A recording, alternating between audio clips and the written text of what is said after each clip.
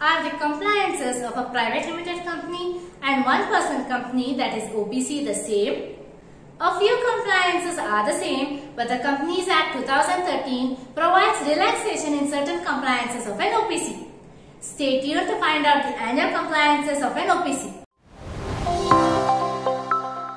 Hello and welcome. I am Ayushi from Clear. We have assisted more than 4 lakh growing businesses. To subscribe to support us and get a clear explanation of business concepts. First, let's look at the meaning and characteristics of an OPC. A one-person company, that is OPC, is a private company formed by only one person. The person should be a natural person who is an Indian citizen, whether a resident in India or not. The founder of OPC can be both the shareholder and the director. The founder of the OPC should appoint a nominee who will continue the company if any unfortunate event happens to the founder, thereby ensuring the perpetual succession of the OPC.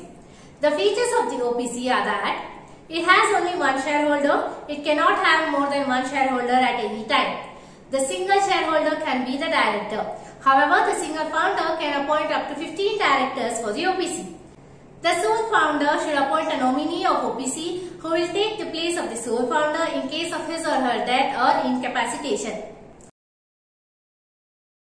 An OPC has lesser compliance compared to a private limited company. Here are the mandatory annual compliances of an OPC under the Companies Act 2013. Board meetings. An OPC must conduct a minimum of 2 board meetings in a year. The OPC must hold at least 1 board meeting in each half of the calendar year, and a gap between the 2 meetings should be a minimum of 90 days. Annual General Meeting. Since the OPC has only one shareholder, an OPC is exempted to hold an Annual General Meeting, that is AGM. Filing Form AOC 4. An OPC must file its financial statements including the balance sheet, profit and loss account and the explanatory form forming part of the document.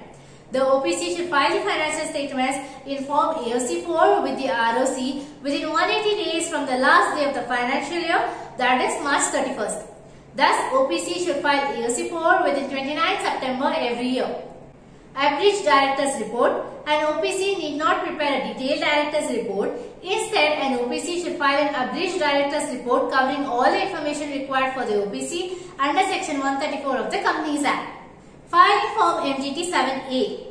An OPC should file an Abridged Annual Return, that is Form MGT 7A. Since OPC does not require to hold AGM, the due date for filing Form MGT 7A is 60 days from the completion of the 6 months of the financial year. Thus, the due date to file MGT 7A is 29th November every year. The company secretary or the director can sign the annual return. Filing Form DIR 3KYC. The directors of the OPC should apply for Director Identification Number, that is DIN. If the founder of the OPC is the director, the sole founder should apply for DIN and file Form DIR 3KYC every year with the ROC within 30th September every year. Filing Form ADT1. An OPC must mandatorily appoint an auditor in its first board meeting. If the OPC fails to appoint an auditor in the board meeting within 30 days, then the sole founder should appoint the first auditor within 90 days from the OPC incorporation date. The OPC should file Form ADT1 with the ROC within 15 days of appointment of the auditor. These are the important annual compliances to be followed by an OPC. I hope you understood them. If yes, please write clear in the comment section below. If not, let us know your query and we will address them as soon as possible. So folks, that's it for today. If you have any queries, you can contact our experts by clicking on the chat link provided in the description box below. Also, don't forget to subscribe to our channel for more such informative videos and stay tuned for more updates.